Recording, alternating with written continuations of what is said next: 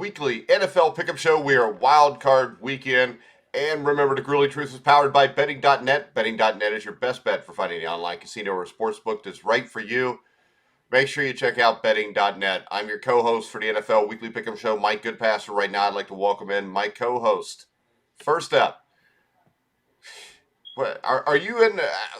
Dan, I don't know how to even quantify how bad you've been at picking NFL football games. Do we have the results from last week? I know Steve beat me by 1. What did you do? Yep. All right. So we have the results from last week. It was a riveting week of football, said no one ever. I wouldn't give anybody's records. I would just say who won by what, except we do want to know yours. So I actually led the pack last week. I went 7-9. Mike, you went 5-11, and Steve went 6-10. But that brings our season totals. I have 129 correct. When it takes me, I'm totally out of the running, completely irrelevant. You guys, however, got a race. Mike, you got 141.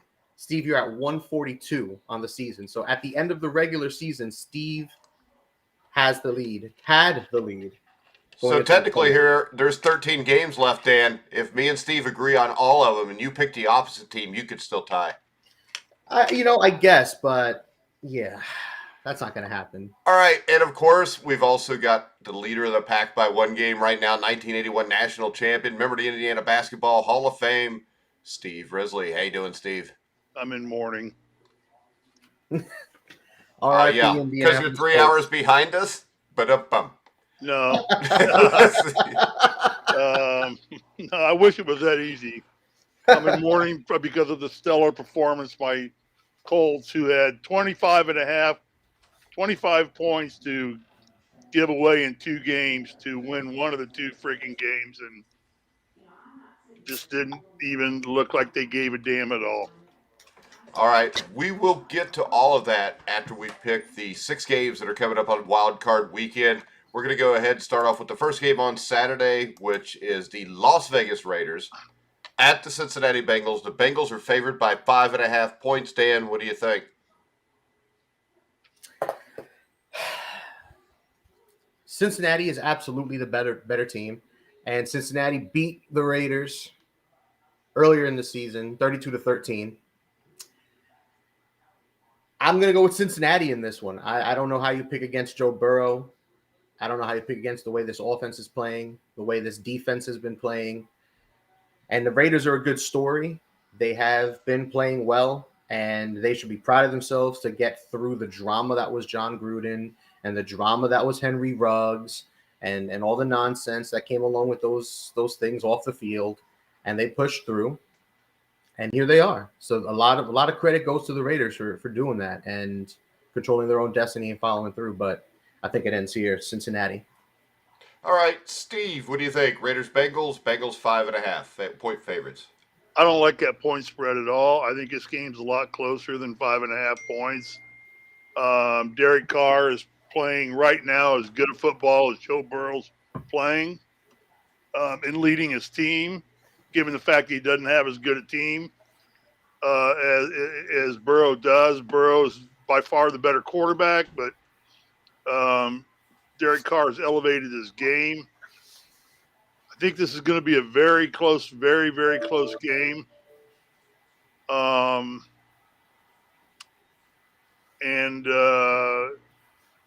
Raiders are just still an evil football team. They're mean.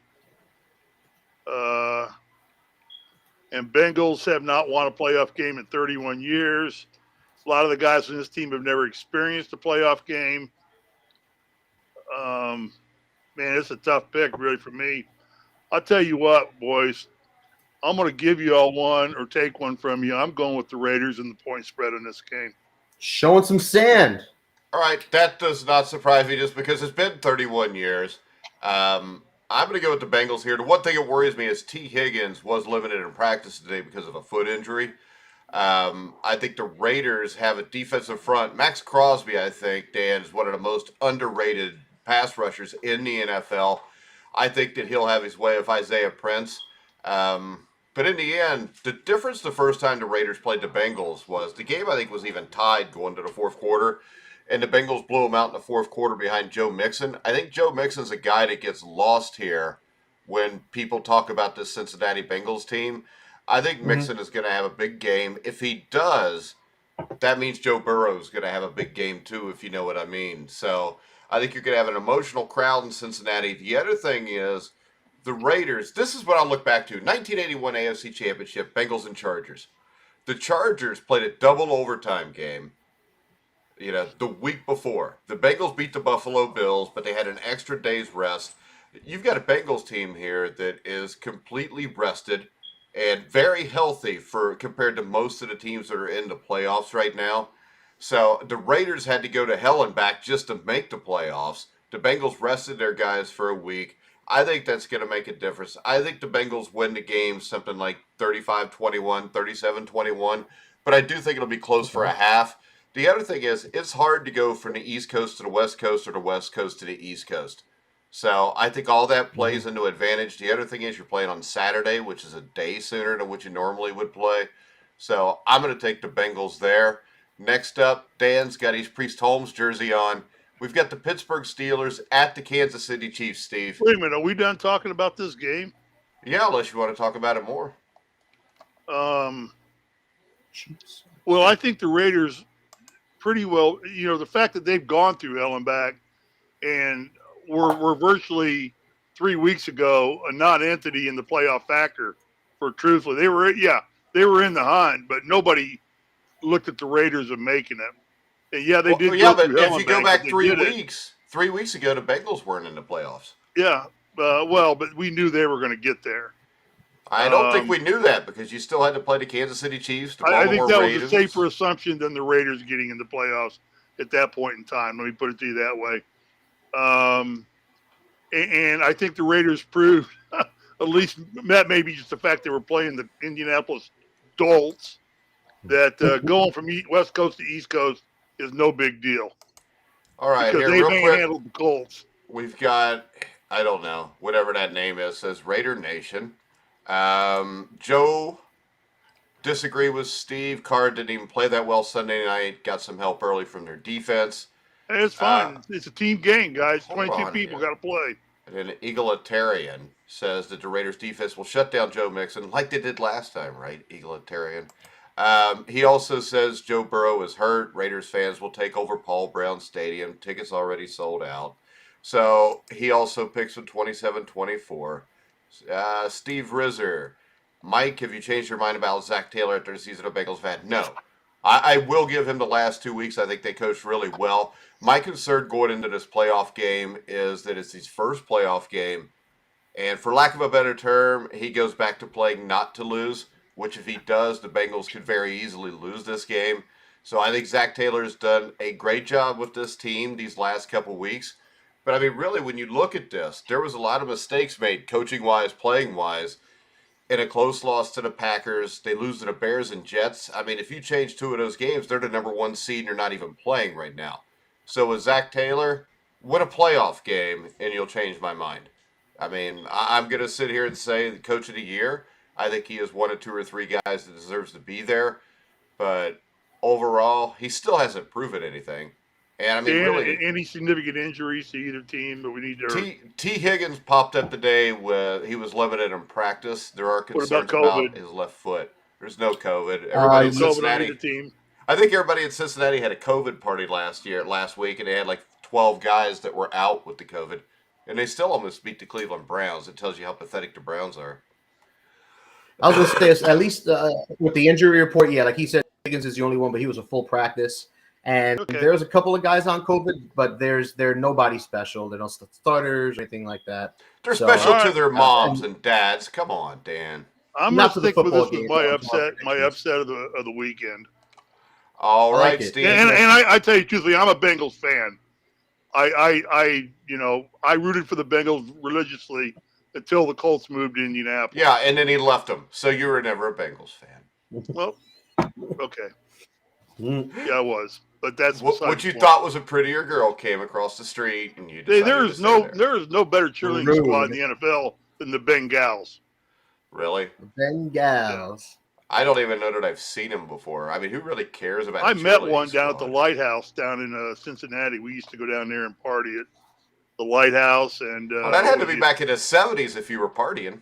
Yeah, Yeah, it Steve. Tell us was about lighthouse parties with hot chicks. Lighthouse, and there was the other big one too. What was the other big discotheque down there? It was the old church. Discotheque. That's what it was, man. They call them. I see them. That is awesome. What about Caddies? You ever been to Caddies? I've heard of Caddies. I don't think I ever went there.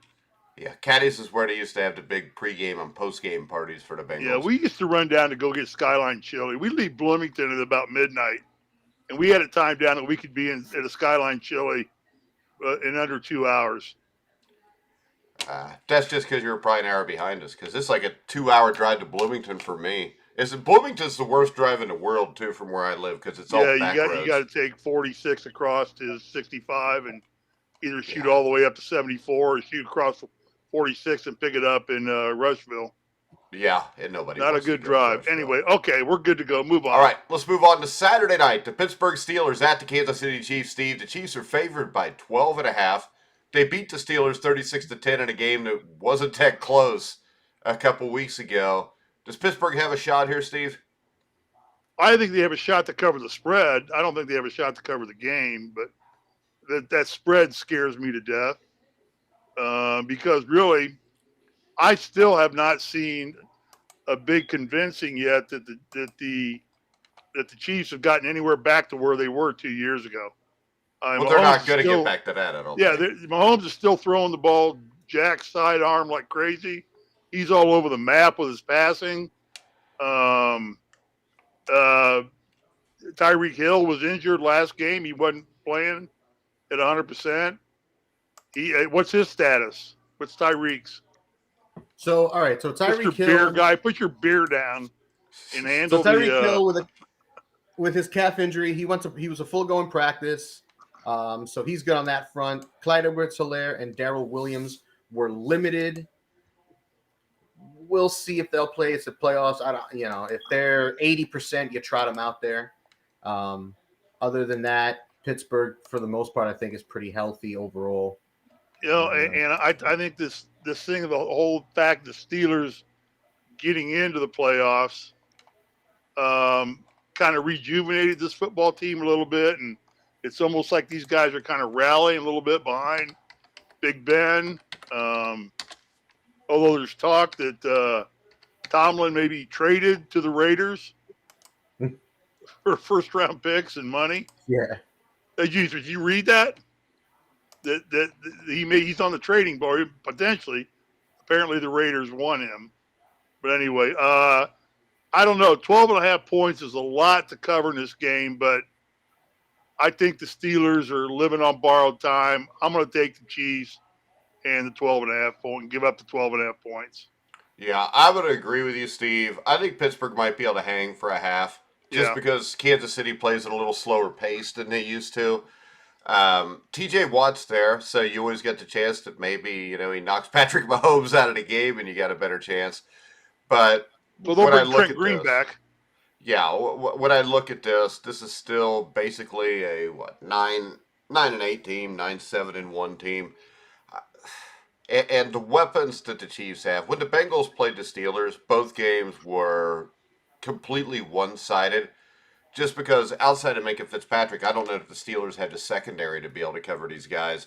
And there's no way they covered Travis Kelce with what they got.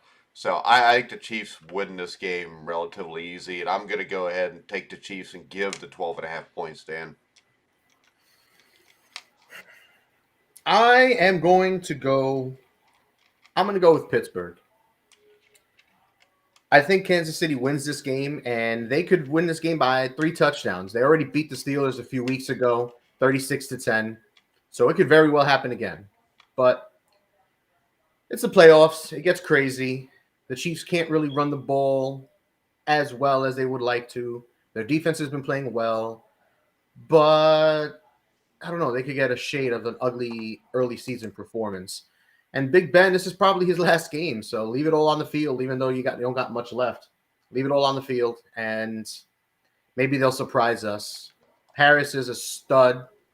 one of the best rookies, and I run it back for the Steelers. I think he'll be good in this game. They need to lean on him a lot. I know he had an elbow injury and he didn't practice, and he's questionable, but I don't think there's any concern. I think he'll play. Well, real quick, you talk about rookies. I think this. All right, I'm all on board with Jamar Chase being the rookie of the year, but I don't think he has been the best rookie. I think the best rookie has been Creed Humphrey from the Chiefs. Mm-hmm. Because he is the best player at his position already in the NFL. So actually, if it wasn't a popularity contest, Creed Humphrey would be my offensive rookie of the year. So yeah, dude, you're not wrong at all. I know PFF grades him out really well as both a pass blocker and a run blocker. He has been one of the most consistent rookies all year. That's definitely a thing. And like you said, it's a popularity contest when it comes to like rookie of the year and stuff like that. And no one's going to talk about it. It's just hard to overlook all the touchdowns Chase has put up.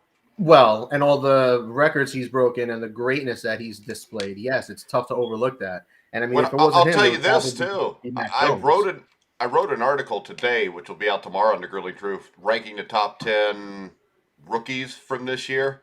Okay. And actually, the rookie class was pretty impressive this year. Yeah. And the guy that really struck me when you look at what he's done is Penei Sewell, who the first month of the season was a complete and utter liability.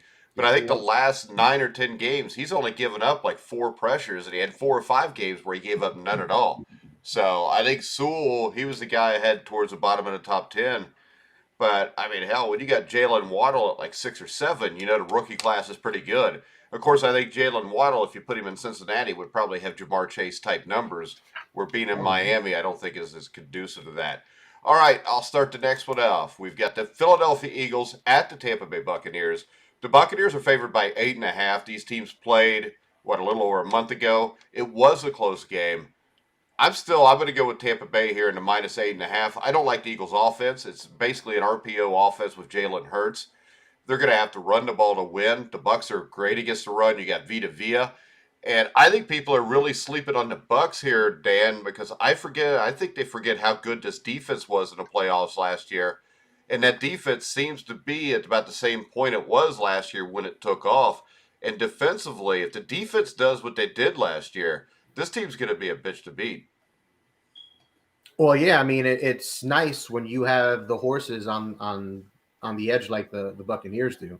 And Levante David, White in the middle, their middle linebackers in the 3-4 front. Those guys are modern linebackers. They cover sideline to sideline. They are physical. And Levante David is actually expected to return. I know he came off the injured list, so actually him and a slew of other guys, him, Leonard Fournette, Ronald Jones, Giovanni Bernard, they've had like 5 or 6 guys come off the injured list and the COVID list. Shaq Barrett, pretty sure I saw something about Sean Murphy-Bunting also. I mean, so they're getting a lot of guys back. They're getting healthy at the right time. It still sucks they're going to be without Chris Godwin. That was a huge loss that cannot be overstated. And, Antonio Brown, as ridiculous as he is off the field with his antics and on the sidelines, on the field, he was still a very useful wide receiver. So losing those 2 guys hurts. Mike Evans is hobbled. So, yeah, I can see why people forget how good this Bucs team is and how dominant they were last year on their run. I can definitely see that, but I think it's foolish to sleep on them. I think they would be my favorite coming out of the NFC at the start of these playoffs. How can you bet against Tom Brady? You'd be foolish to. Yeah, when you do, you lose your money. So who do you like here? You like the Eagles or the Bucs? Bucs minus 8.5. I'm gonna take Tampa Bay. All that being said, I like what Philly's done. I'm impressed by the job Sirianni's done as their head coach. He's taken Jalen Hurts and rode him to the playoffs. But it hasn't been all Hurts. Hurts has been playing well. This has been mainly a running game and an offensive line. But yeah, the running game is what's been really good, and that's what they need to do. They need to focus on the ground game because it's outside of Devonta Smith at receiver. Jalen Reagor is a complete bust. Has been completely useless all year. It's Smith and Goddard, and that's it in the passing game. And like you've mentioned throughout the season, Hurts isn't the most advanced passer. He's gotten better with his decision making, but you've said it all year. he'll only take you to a certain point. So this ground game needs to stay right. This defense needs to keep playing well. But when you're going against Tom Brady, man, at home, How about this? When I look at this game, this is the issue. If the Philadelphia Eagles have a drive and they get a penalty, they're probably not even going to get a first down. The Tampa Bay Buccaneers can overcome mistakes like that, where the Philadelphia Eagles almost had to be perfect to stay in this game. But, all right, Steve. Eagles at Bucks. Bucks favored by 8.5. Yeah, I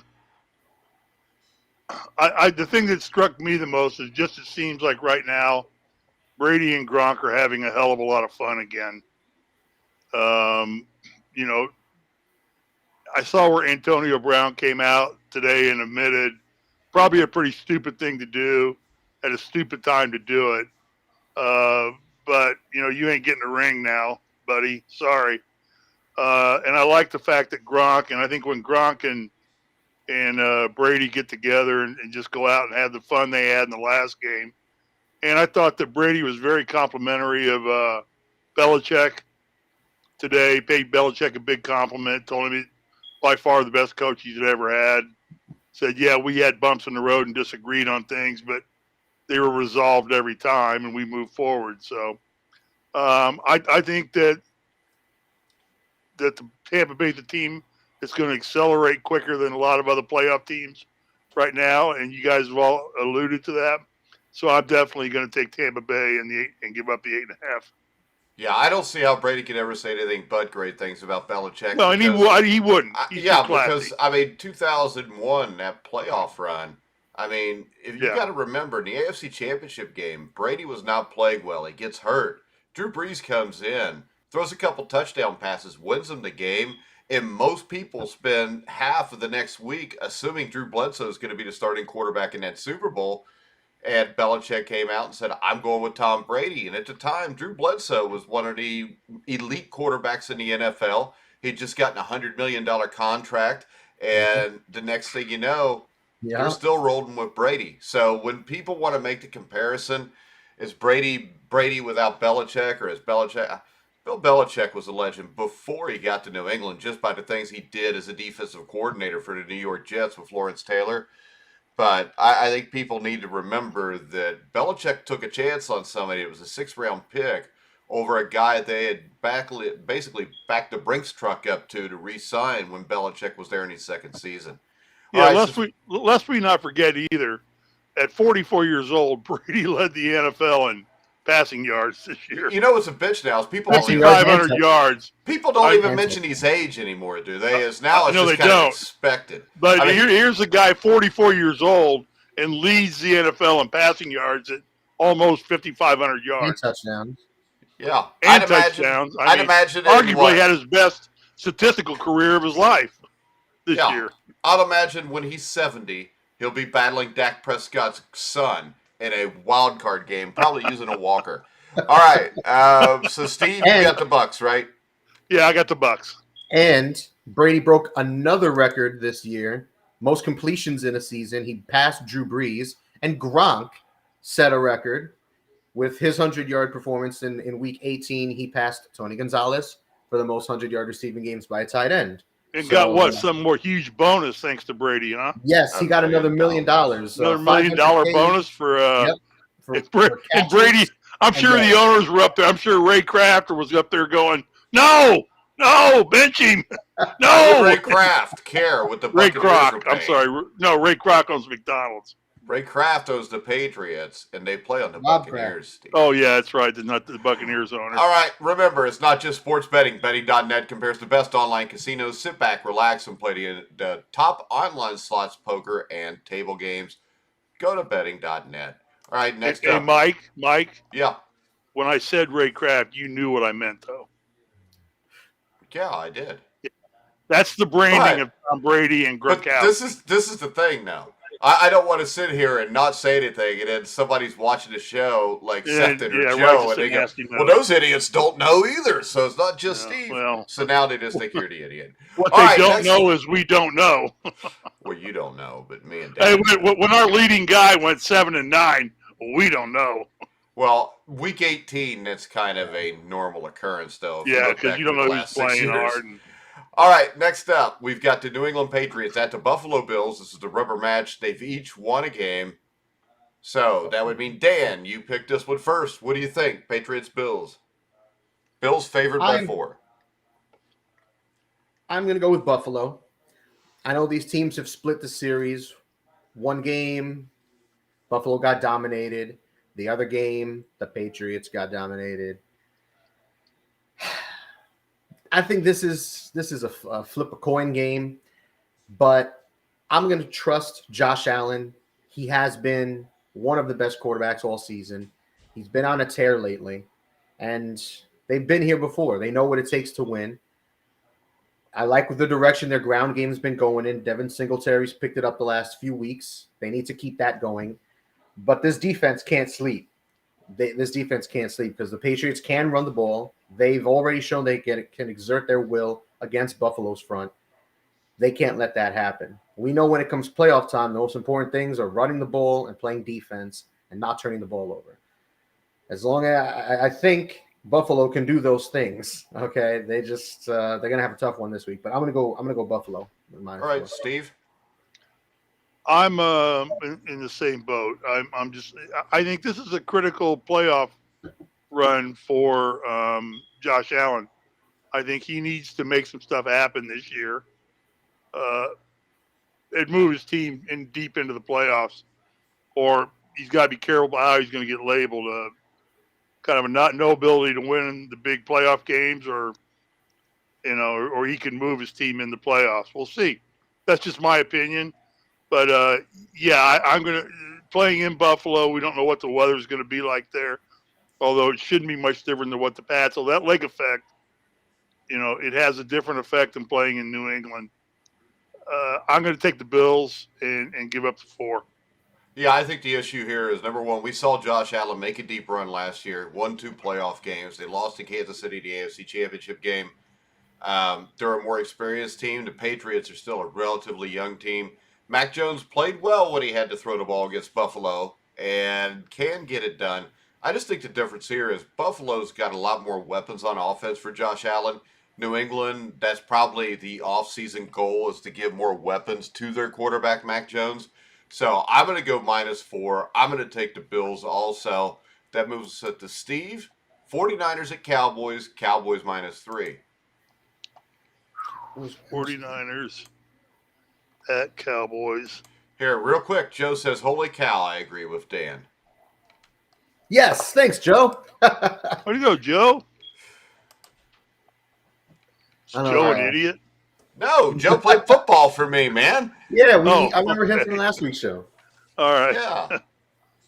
It's -3. Yeah, -3 Cowboys. Oh, games. So the game's in Irving, right? It's in Irving. It's in Dallas, yeah. Dallas to give you wow, 49ers are smoking hot right now. But Dallas doesn't have any injuries to worry about that we don't already know about. Yeah, but you're not getting the production out of Ezekiel Elliott you need to have, and I don't know if that's by design or if that's just Mike. You and I talked about this earlier in the week. Just the lifespan of these running backs. I mean, he's on the downside of his lifespan. We talked about that. They can give you 4 to 5 great years, and then they just start nitpicking yardage. But Dax was player of the week. Came off a great game. I'm going to take the Cowboys simply because they're playing at home. I don't think 3 points is enough to scare me away from this game. All right. Dan, what do you think? This, regrettably, I don't want to say this out loud, but this is actually a lot closer for me than I think maybe most people might be thinking. Because, yes, all season I've been riding Jimmy Garoppolo. Yes, I've said all year how mediocre he is and how You're wrong, too, because he's been playing his ass off. He's been playing his ass off. Just how average and boring and just nothing special about him. All season, I've been saying it, and I've stood by it. But I am willing to admit, when I'm wrong. One of the big things I said earlier in the year, and I said it a few times, was that when Jimmy goes down 17 points against a good team, you're not gonna take Jimmy. You're not thinking Jimmy's coming back from 17. If you're down 17, Jimmy Garoppolo is not one of the quarterbacks that you're gonna want to pick to lead you back. Well, that's exactly what happened against the Rams. They were down 17. Jimmy led them back. He was ugly early in the game, figured it out, got it together, threw over 300 yards, completed over 71% of his passes, and they got the win. And they're in the playoffs. And they've been winning more than they've been losing. They only got 2 losses since the beginning of November. It's worth noting. I have to say it. I was probably disrespecting Jimmy a bit much. I'm still not totally sold in the playoffs against these elite teams and these elite coaches and stuff. And this is going to be a good game. Dallas is not someone. Wait a second. He's playing against Mike McCarthy. I don't think we could really consider him an elite coach. Yeah, maybe not McCarthy. Yeah. But, the rest of the field for the most part. Actually, I think the only elite coach left in the NFL is Bill Belichick. But this is tough. And Frank Reich. I'm gonna go with Dallas only because I think they'll be able to force more turnovers. We know what Parsons does. We know what Diggs can do. And that defense has been playing well for the most part this season. And those weapons on offense, if they get the offense going, Tony Pollard's playing this week at running back. He's healthy. That's a huge part of their offense. If that's working, they'll be hard to stop, even though 49ers defense is not to be slept on. But I'm going to take I'm going to take Dallas -3. I'm kind of handcuffed here a little bit too because in talking to Randy today, he said if I went against taking the Cowboys, he was going to come and concuss my ass like he did my son's ass when he was scout team running the offense against the high school defense. He lit him up and put my son into orbit about 4 feet in the air. And my son just walked to the locker room and thought he was going back to the huddle. It's always disturbing the way Steve enjoys talking about the time his son got knocked out. All right, 49ers Cowboys. I was proud. He got concussed by an NFL defensive lineman. You didn't know that at the time, Steve. You didn't know that at the time. No, what I didn't know or not is if Randy was high or not. You know Randy was high. All right, so the 49ers and Cowboys, the big difference between these two teams is one thing. You talked about the Niners defense, Dan. The Niners have one glaring weakness on defense, and that's covering the pass. I don't think the secondary is very good. No. So I think that issue right there will make me take the Cowboys at -3. If this was -5, I would probably go with the 49ers. I think the game's a toss-up. But I just think right now the San Francisco 49ers defensive secondary is not that good. I think both teams offensively are good. Dak's a good quarterback. Jimmy G's a good quarterback. But I'm gonna agree with Steve and you here, and I'm gonna take the Cowboys. Next up, we've got the Cardinals at the Rams. The Rams are -4. I like to call the Rams the Detroit Lions of the West. During his career, Matthew Stafford is 11-71 against teams with a winning record. That includes a 1-9 mark against teams with 10 wins or more. Now, that win did come against the Cardinals not too long ago. But I also remember these teams have split during the season. Dan, am I nuts? Or I don't think either one of these teams are that good. It's weird saying that out loud because I'm going to agree. I think is DeAndre Hopkins playing this week? No. D-Hop's not in this game. I'm just going to double check while I say other things, but no, you're absolutely right. This team is neither one of these teams inspires any sort of confidence right now. Arizona, they're a better team on the road, but they've slowed down after a hot start. And I'll tell you this. I don't trust the Rams either. At -3, I would take the Rams. At -4, if it makes any sense, that makes a big enough difference to me to take the Cardinals here. So I'm going to go with the Cardinals. We watched the Cardinals blow out the Rams in LA earlier in the year. And the other thing that sticks out to me is Kyler Murray's never played a playoff game. Matt Stafford has. But for some reason, even though I'm not a huge Kyler Murray fan, probably have more faith in Kyler Murray right now than I do Matthew Stafford. Which sounds weird because Stafford has like 41 touchdown passes. He's, I think, top 5 in the league in passing But yards. he's also thrown, 4 or 5 pick sixes? Yeah, he's also thrown 17 picks and like 4 or 5 pick sixes in the last month and a half. It's ugly. I feel like he's had one every week for the last 2 months, but still, it's weird. But Murray was an MVP candidate earlier in the season. He was playing so well, so it's not too far-fetched that you might like him a little more than Stafford. All right, so who do you like, Dan? I'm going to go with Arizona in this one. If the line was like 3, maybe I go with the Rams, but it's weird. There's something about this Rams team that doesn't feel right. They're on paper the better team. They're the healthier team more overall. Their defense is right. They've got studs at every level. It's just they've been to a Super Bowl. McVay knows what it takes. I don't know if it's the Cardinals being so good on the road. They only seem to like to win games on the road these days. Maybe that's part of it. I can't quite put my finger on it, but I don't trust the Rams as much as maybe I should. And maybe after this week, if they blow Arizona out, we'll come here next week and say how wrong we were. Maybe that'll change our tune. But for now, I'll take Arizona. Yeah, as Joe says, we watched the Lions blow out the Cardinals. But yeah, well, it happens. All right, it does. Steve, what do you think? Well, my concern for the Rams is just the fact that this game is not the biggest thing happening in L.A. this weekend. What is? NASCAR is running in the Coliseum. I knew you were going to say something NASCAR. This is supposed to be a sports show. I knew it. It is a sports show. I've got a question for Joe as he's watching. Joe, is NASCAR a sport? Maybe he'll say yes. Who is Joe? Joe's the one that's been commenting, or one of the guys that's been commenting, so we'll ask him if he thinks NASCAR is a sport. We've been asking people that for 6 years, Dan, and nobody has ever shot back with a yes, Steve, it's a sport. He said yeah. He said yeah. He did? Yeah, read what he just said. Yeah, and we watched the Lions go out the Cardinals. I'm sorry, but that was his comment from 3 minutes ago before we even brought this up. So try again, Steve.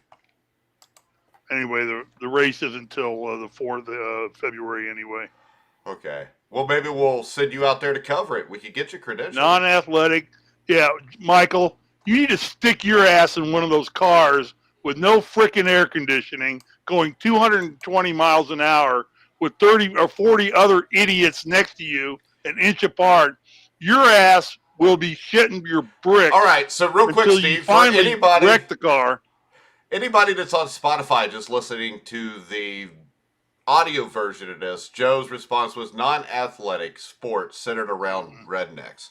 That's what's caused Risley to go off. Yeah. Uh-huh. And I agree with Joe.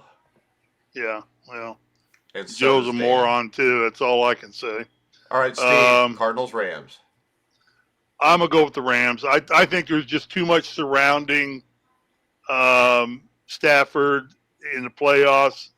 These guys have been there, done that. They step up their game. There's a lot of talent on this football team. If they don't overthink it, and McVay doesn't overthink the whole process, knowing you got Cooper Kupp out there as a cleanup man for Stafford. If I'm looking at it right now, I'm saying, let's start the game off. Just throw the ball to Cooper Kupp, and let's get this game going.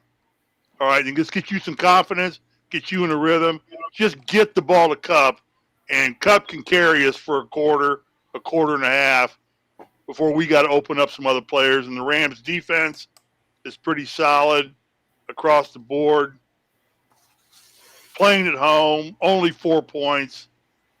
Hell, the Colts beat the Cardinals, and the Colts sucked. So I'm going with the Rams. They played in Arizona. It's already been established that the Cardinals are a much better team on the road. Okay. So I'm going with the Rams. All right, so our disagreement, Steve, are the Cardinals-Rams. I got the Cardinals, you got the Rams. Our other disagreement is Raiders-Bengals. You've got the Raiders, I've got the Bengals. Do we have that correct there, Dan? That is correct, sir. That's correct. And I will say I hope I'm wrong on the Bengals game. I really want the Bengals to win. I just don't think they will. Okay. redneck. I want him to. All right, Steve, Frank Reich and Carson Wentz. Should they be back in Indianapolis next year? Are we done picking games? Yeah, that's Yep. all that we got. That's it. Okay.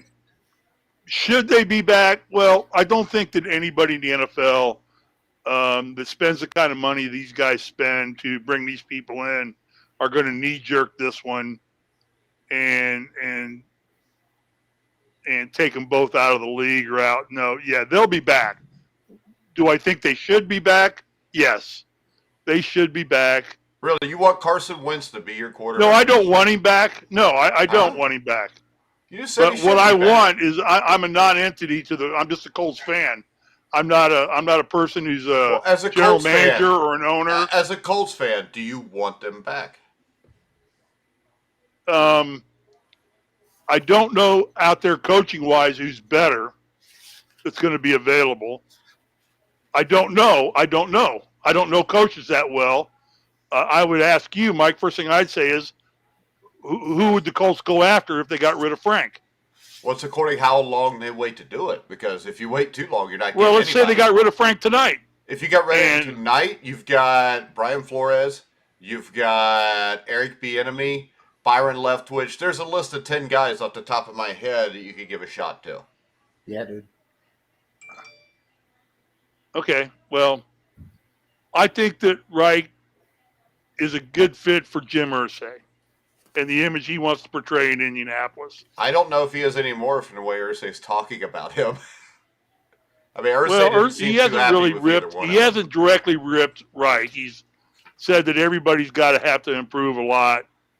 I think that Irsay probably is fuming under his cowboy hat that he wears to every game.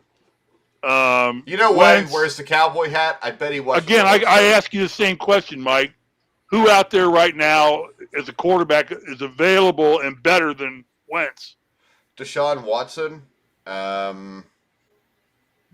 Let's see. Russell Wilson will be available possibly.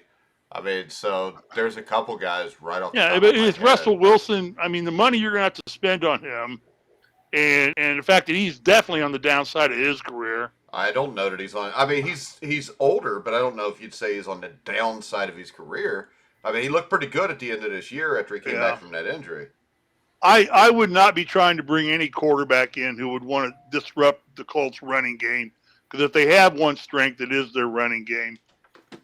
And I think to mess with that, I would be looking for a left tackle before I'd be worried about getting rid of Wentz or Reich. As a fan, I'm extremely disappointed in Reich. How about this, Steve? My question would be this: if I want to replace him, do I think Carson Wentz can win a Super Bowl with any team in any situation? And that answer is no for me. No, but the Colts aren't a Super Bowl team yet anyway, irregardless. I'll tell you, the real jerk in this whole thing is Andrew Luck. He just absolutely screwed the Colts. Really? Well, he did. How did he do that? Because he took $140 million from him. Did you see him when they at the college football national championship game?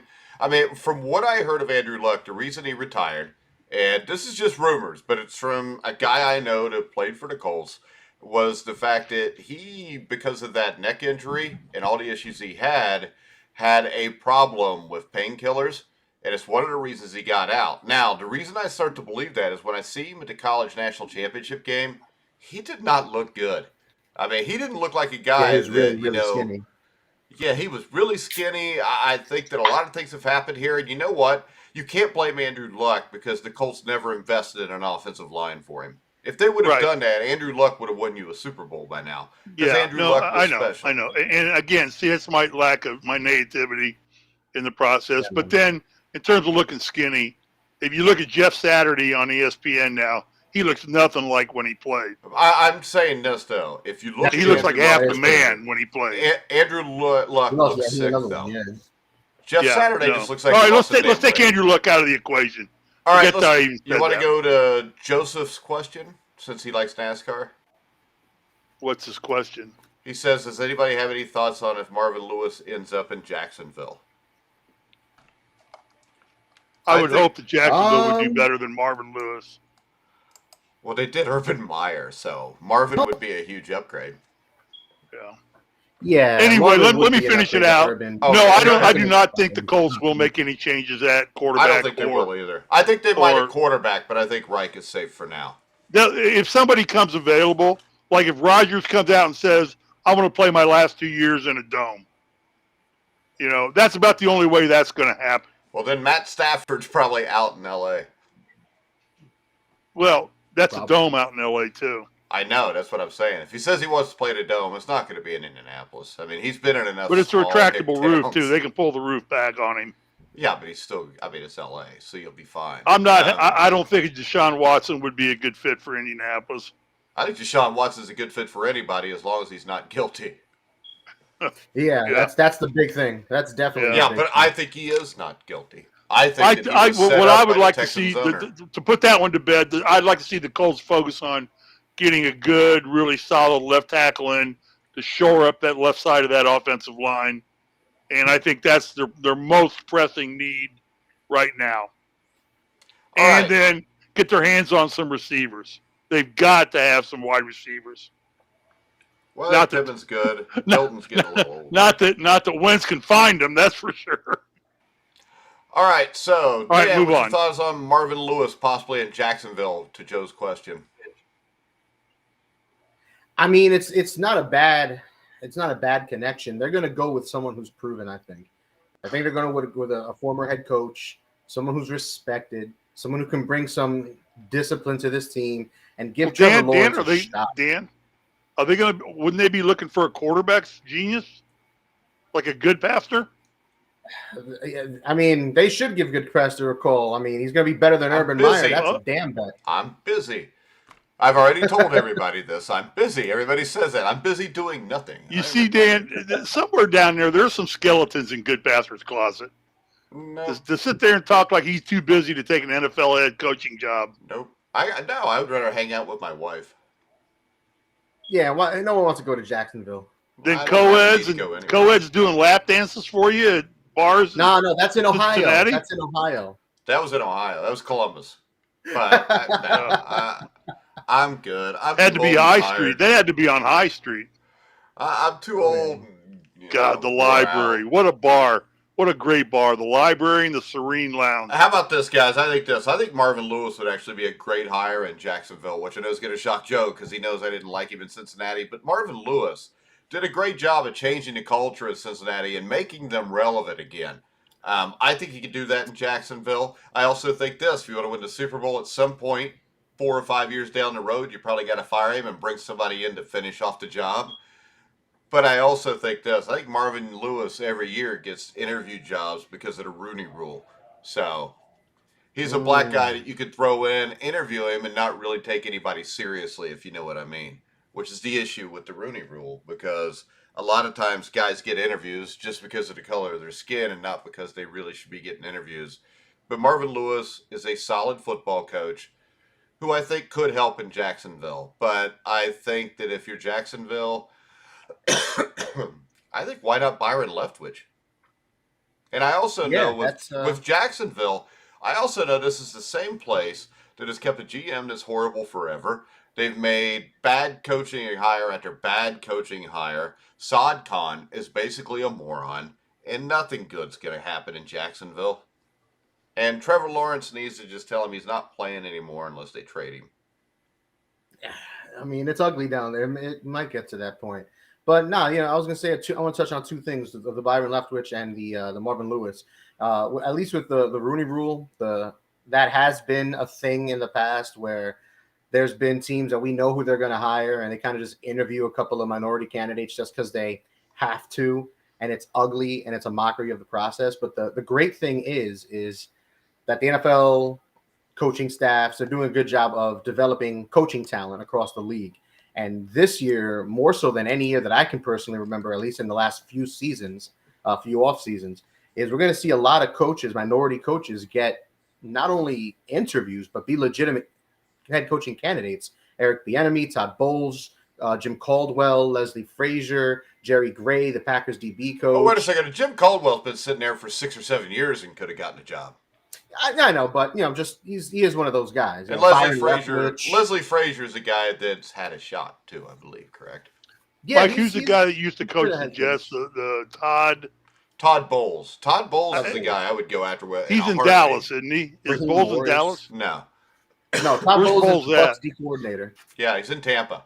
Okay, he ain't leaving Tampa. Yeah, he will. He might. We will take a head job. Not you would, Steve. What? I'm not repeating it, but I would what? I think that you would take a head job. Oh. Oh. Oh. Well, if you wouldn't, there's something wrong with you. Oh. Oh, okay. So I just don't think he'd want the head job in Jacksonville because, I mean, with Saad Khan there, the problem is this: if you're Trevor Lawrence, you don't force the trade now, you're never going to be able to because nobody's going to think you can do anything if you spend another year in Jacksonville. So Jacksonville's a mess. The one that stands out to me, Brian Flores, of course, gets fired. He didn't make the playoffs in 3 years. So what the hell? And I think this is great for him because I think ownership in Miami is absolutely horrible with Stephen Ross. Chris Greer has been there for 20 years and had 8 different coaches as the GM. So I think in the end, this is great for Flores. But where do you think Flores would fit best, Dan?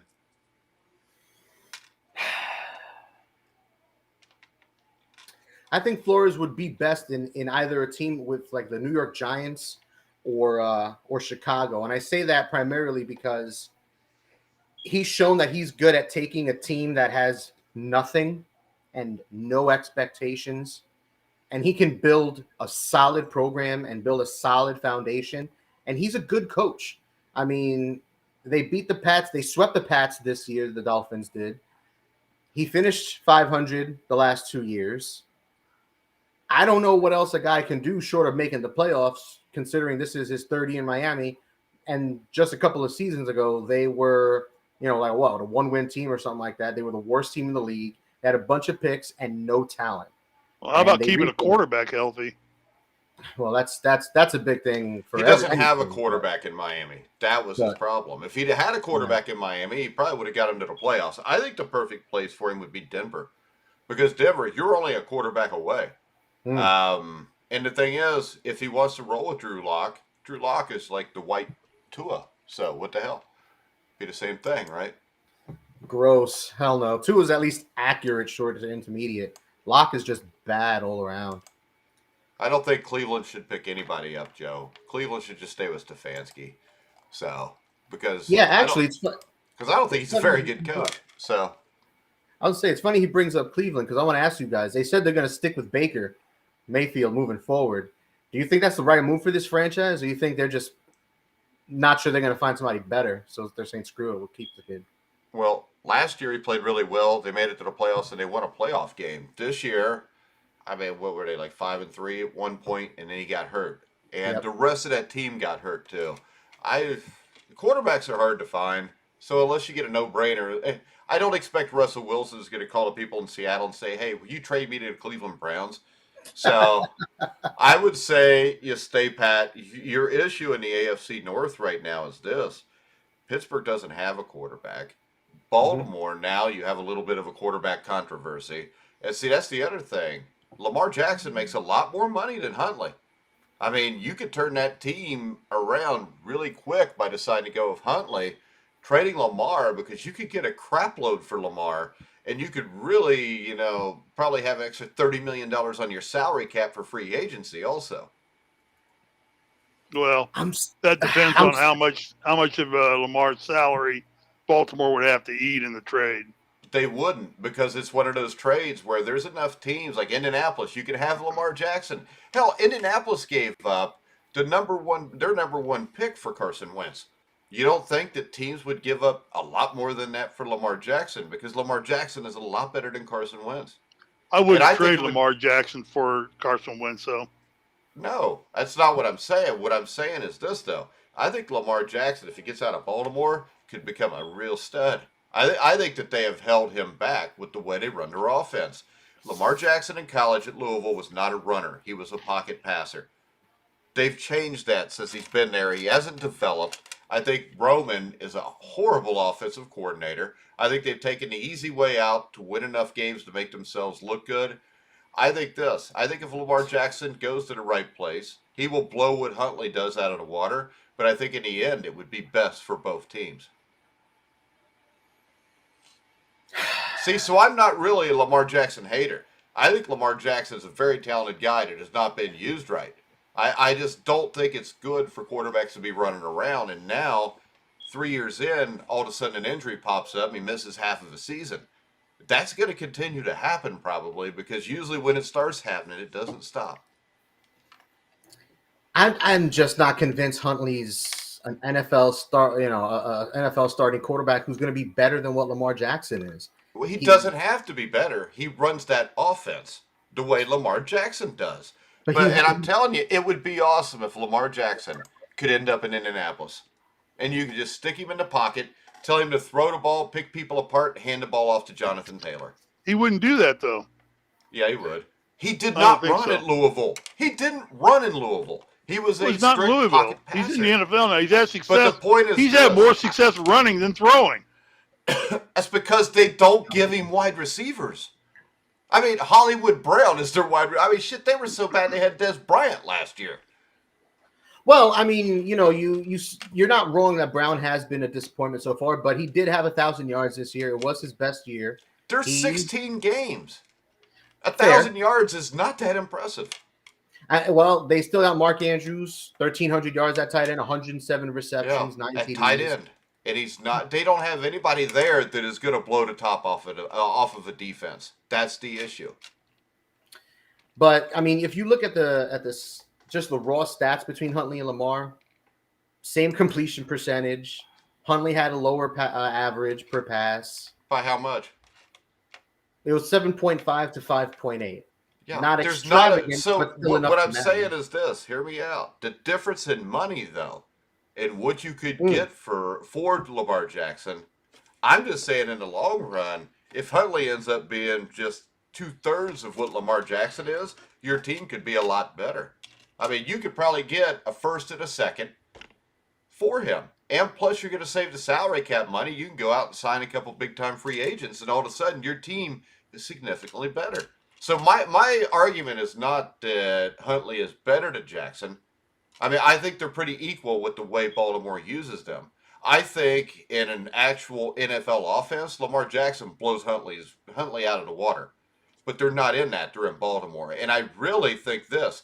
I think next year, at the end of next year, the Ravens will be below 500. John Harbaugh will be fired because he brought in Roman and he ran a high school offense in the NFL.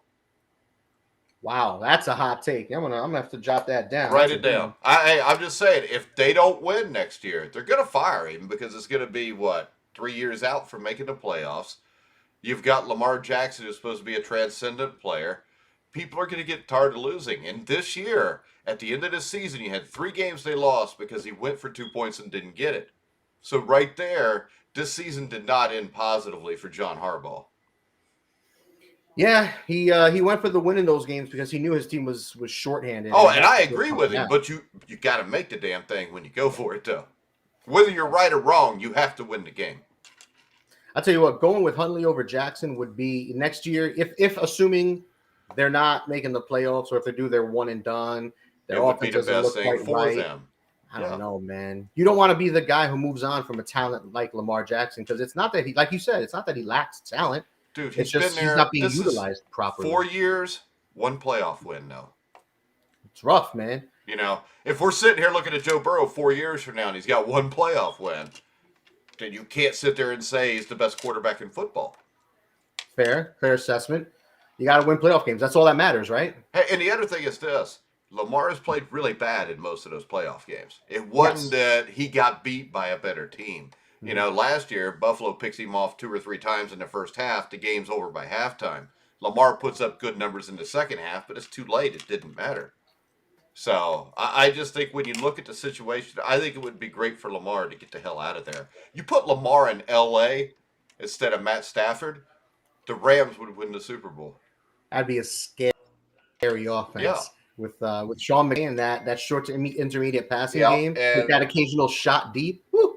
your big key there is with Sean McVay. And Sean McVay offensively is not going to have Lamar Jackson taking off running all over the place because he wants to throw the damn ball. So I just think Lamar is being limited in Baltimore. And I think it's sad. And I don't know why, because I think John Harbaugh's a solid coach. We talk about Harbaugh's. I mean, where does Jim Harbaugh end up? A lot of people talk about him leaving Michigan. It sounds like there is some truth to that. I mean, what would be a good situation for Jim Harbaugh? Either one of you. You know, they say where there's smoke, there's fire. I don't think there's enough smoke for that yet. I've heard the rumors, but he hasn't really come out and said anything either way. The rumors aren't that heavy. It's like, oh, maybe the Raiders, maybe this team, maybe that team, but I think the perfect one there is the Chicago Bears. He was a Chicago Bear.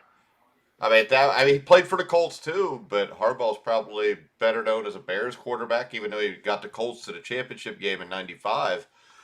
Are you talking about Jim or John? Jim, the one that's in Michigan right now. Yeah. And the other one is Ryan Day, who I do know is interested in the Chicago Bears job. That would be which then sets off a vicious cycle because then Luke Fickell probably becomes the Ohio State coach. And then all of a sudden, Ohio State can probably compete with Alabama. Fickell's a hell of a coach, man. Well, he's a hell of a recruiter, not a hell of a coach. He wins. That's what matters, right? He's a hell of a recruiter. That's what wins in college, dude. There's not many college coaches that are, geniuses. But actually, now that we're talking about the coaches, I do want to ask you guys if you could rank your best open head coaching positions for the NFL. There's currently 7 of them. The Raiders, the Broncos. Well, the Raiders because we don't know what they're doing with their current coach. Hey, the guy deserves to keep his job too. Whose name I always mess up, but Rich Bisaccia. I hope I pronounced that right. But Raiders potentially, but for sure the Broncos, the Jaguars, the Dolphins, Bears, Vikings, Giants. Of those 6, not including the Raiders, because they still have their coach. What do you mean by best job? The easiest to win with right away? The most attractive. Mike, if you were looking for a head coaching job and these teams all called you, which one of them would you pick up the phone for and be like, you know what? I want to coach your team. I'm busy right now, but Minnesota. Minnesota. I mean, you've got Kirk Cousins, you got Dalvin Cook, you got Justin Jefferson, Adam Thielen. They only missed the playoffs by a game or 2 this year. I think they are the team that you have a good free agency and a good draft, and then all of a sudden, and the other thing is this, Aaron Rodgers is not going to be in Green Bay forever. So when you look at that, Detroit and Chicago will still be Detroit and Chicago. So if Aaron Rodgers leaves Green Bay, Minnesota's the big swinging dick in the division, if you know what I mean. So really, I think Minnesota is the closest to being ready. I think the least wanted job there should be Miami because Stephen Ross has proven to be a joke. So, I don't know. Steve, what do you think? What do you think is the best job and the worst job? Well, I think Jacksonville's the worst job. Is that because the franchise is just a joke in general, or? Well, yeah they're kind of like Miami. The whole franchise is just a joke in general. Yeah, if you're going to take the Raiders out of it, I'd have to agree with Mike. Go Minnesota. Yeah, I think Chicago would be a cool place to coach because it's a great sports town. But that team, there's some curse on the Bears that since '95, they have not been able to really. 85, been able to muster much of anything for a really proud franchise. One of the original. I mean, really, Green Bay, you look at what Green Bay's done. Since 1963, they've had 1 year, 1985. They've made the playoffs other years, but and that's the biggest enigma to me is the Bears, why they can't get somebody good in there. And what a great sports town. Soldier Field is revamped and ready to go. What a beautiful setting to play football. Yeah. But I'd have to agree with Mike. Ready to go right now. If I was like Flores, I'd want to get my hands on Minnesota and go in there. Minnesota or Denver, because I think Denver's ready Denver's too. another fanatical sports town. but I don't know how good a shape that team is in. Well, I think their defense is extremely good. You got the Williams kid, the rookie running back. You'll need a quarterback, of course. But I think Denver and Minnesota are a team, especially Minnesota. Like I said, it surprised me Minnesota didn't make it anyways. And Minnesota, they're a well-coached team. They had some injuries this year.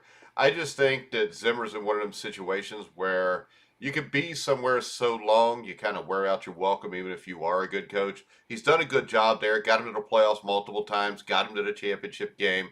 And he got a smoking hot, like 30-year-old girlfriend out of the thing, too. So he could just go chill. And you know what? Because of that girlfriend, when people ask Mike Zimmer, you want to coach again? He's going to say, I'm retired. I'm chilling. He'll be like me. All right, so Steve, your top job would be Minnesota. Your least attractive job is Miami, or Mike rather, Yeah. and then Steve, yours is your least attractive job is Jacksonville, and your most attractive was Chicago. Yeah, I think Miami's closer to. I don't think they're nearly as far off as Jacksonville in terms of. Yeah, but Steve, my thing is this. I don't think they're that far off either. I just think with the ownership there and the way that team's run, I don't want to go someplace and be a coach if ownership is stupid, if you know what I mean. And their ownership is proven to be stupid. When's the last time they won a playoff game? 20 years ago? Yeah. When Brett Favre was there? I mean, I say Brett yeah Favre that I never agree played with for you. the Dolphins, you moron. Oh, I'm sorry. I thought you were talking about the Vikings. My bad. No. Well, the Vikings won a playoff game a couple of years ago. So, hell, they were in the championship game. All right. What else, Dan? Anything else? Well, let me throw out mine. My least attractive job is the Giants. Dan, we don't care. Thanks, Steve. Thanks a lot. Well, Gettleman's gone now, so maybe the job gets better according to who the GM is. The problem is ownership. They don't know what they're doing. They got 3 guys. The owner just hires his family members. He's got his nephew and his brother-in-law or something like that in the front office. Both of them help make decisions in the draft and hiring coaches and GMs. And they haven't done anything. They're all the decisions they've been making as a franchise has come from the top. Hiring Gettleman was a joke. All these coaching, cycling through these head coaches is a joke.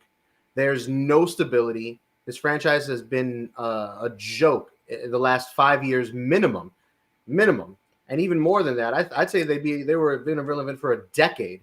The Detroit Lions have won more games than the Giants have in the last 7 or 8 years. It's ugly, and this team is falling. Joe says he cares, far. Dan. Let's hear it. So Thanks, Joe cares Joe. what you think. Thanks, Joe. I appreciate you, dude. But no, and I hear about the Giants. The Giants fans tear this team apart every day on the radio, and everyone. And you know what? They should bitch. They should complain because they won a couple chips with Eli, and they couldn't be farther from the top of the mountain now. So I think the Giants are at the bottom because they don't have a clue what the hell they're doing. On the flip side, I like Denver, and I actually like Jacksonville as well. And the main thing with Jacksonville is that it's like a blank slate. But you have the number 1 overall pick this year. You've got a ton of cap space. Jacksonville currently has projected about $63 million in cap space this offseason. They've got a state-of-the-art team facility, which that's attractive to players. Let's be honest. Yes, it's Jacksonville. I don't think they're getting any marquee free agents anytime soon. But if they can get the right coach in there and they can get the right system going, Trevor Lawrence had that pedigree coming out this year. He was the number 1 pick for a reason. A lot of people liked him for a reason. He didn't just forget how to throw the football like he did in Clemson. And he's been a winner everywhere he's been. In high school, he won. In college, all he did was win. So the talent's there. They got to just get the right coach, and they got to give him some help. They can't let him get. Yeah, but the issue here is this: players may want to come there because everything's nice, but coaches don't want to go there because it's where careers go to die. I mean, Gus Bradley was a good football coach. You stick him in Jacksonville, hell, nobody will ever give Gus Bradley another shot to be a head coach as long as he lives. Doug Marrone, same thing. Urban Meyer, of course, killed himself, but I don't know. I just think it'd be a place I'd want to stay way far away from. And then on the other one, Denver. Denver's a playoff ready team. Like Mike, like you said, they're stacked. Javonte Williams, the running back, is a stud. They got Patrick Surtain Jr. at corner. He's a stud. They've got the receivers in Cortland Sutton and Jerry Jeudy. Their offensive line is growing. They've got a good pass rusher in Bradley Chubb. The team is nice. They've got a lot of good pieces. An elite safety in Justin Simmons to patrol the middle of the field. Their defensive front hasn't been terrible. So they're a good quarterback and coach away from potentially being like a 10-win team and making some noise. So that could stand out to me as well if I'm a coach looking. And they've got almost $50 million in cap space projected this offseason, which is top 10. So they got money to blow. You know, it used to be New York and LA is where every player wanted to go because those were the marketing cities. That's where you went to get your marketing dollars, your endorsement money. But because of social media now and the way that's all spread out, that's not the case anymore. And as Dan, as I'm sure you can attest, and I can, living in LA and living in New York, tri-state area where you live up there, it's expensive. Yeah, it's much more expensive than living in Lawrenceburg, Indiana. Let's put it that way. That's your damn fault, dumbasses. That's for sure, man. I'm not. No, I did, and I don't mean it that way. Yeah, you did. No doubt, Mike. You living in a double wide in Lawrenceburg, Indiana. I don't live in a double wide, dumbass. Jeez. Tell you what, it's better than living under the freeway with all the other homeless people in LA. We may be there soon. Trust me. I'm expecting a hefty rent increase. Hey, the way the price of everything is going, we may all be doing this show underneath a bypass somewhere, sometime soon. Oh, no. Make sure you check out your top sportsbook comparison site. Betting.net offers extensive reviews on the best sports books out there. All right, guys. Anything else before we wrap it up? Nah, this was fun. I kid you not. We live on the convergence of three interstates: the 5, the 405, and the 118. You ever notice how the interstates all have the word "the" in front of them? No. Like there's just I-74, I-465. Out here it's the 405, the 118, the 5. But there are, I guess Mike's leaving. All right, we got to wrap this up because I still got the COVID and I feel like absolute shit. All right, I'm just telling you, there are beat up RVs that park and live under our bridges, and people just live there. All right. Looks like somebody has a comment. Joe says, good show, Michael. Guys. I enjoyed it. So thanks, Joe, for listening. We will be back Joe. to talk divisional playoffs next You're not that big of a Wednesday. moron, Joe, but you ought to research NASCAR. Oh, Joe's one of my favorite. He said he likes it. Joe's one of the favorite football players I ever coached. So the first junior high job I had, he was there like an hour and a half before practice when I got there, and he told me he was going to be his quarterback and he could throw. And Joe, I remember you still couldn't throw the ball more than 15 yards, but he ended up being a good football player. So he's All like right, Carson guys. Wentz? He's like Carson Wentz? He was like Carson Wentz. Yeah.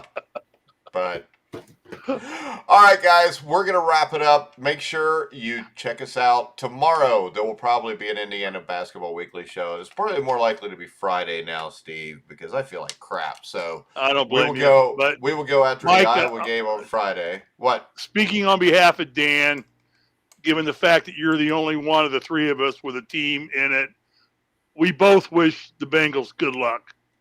Yeah, let's go, Cincy. Joe said he could hit, though.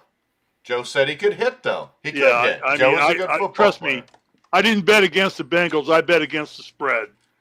So, and, good luck to the Bengals this weekend. All right, guys. Remember the Indiana Basketball Weekly show Friday at 1 o'clock to wrap up the Indiana-Iowa game that will be played tomorrow night at 9 o'clock. You can check us out at Grueling Truth on Twitter. You can check Dan out at D&B Talking Sports or some crap like that, right? Close. DB Talking Sports. Woo. And you can follow Steve at Risley34. All right, guys, we're going to wrap it up. Remember, you can find us over 300 different outlets, including iHeartRadio, Spotify, Spreaker, Stitcher. Wherever you find sports podcasts, you'll find the Grueling Truth. So for Dan Kornhauser, Steve Risley, I'm Mike Goodpaster. You've been watching and listening to The Grueling Truth.